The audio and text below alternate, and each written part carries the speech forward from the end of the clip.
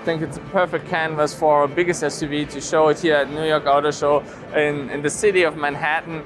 Of course, as you can see, it's an all-new car, so it's a really, let's say, massive SUV, luxury SUV with a lot of presence status. We have huge wheels, so the car has an incredible stance and presence. Of course, it offers a lot of space. We have this third row, so you can fit a lot of people. It is a car that is practical on one hand, but on the other hand, of course, it's super luxurious. GLC Coupé is a fantastic car that's very sporty. It's a lifestyle car that is very clean and contemporary on one hand, but on the other hand, very sculptured. And so I think that makes the balance of that SUV coupe.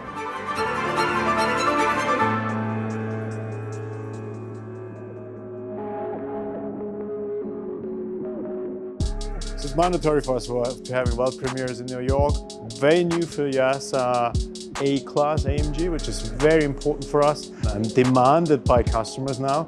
And aligned with A35, a little bit more lifestyle, a CLA 35 as well. Both cars are representing a new era of driving dynamics for us.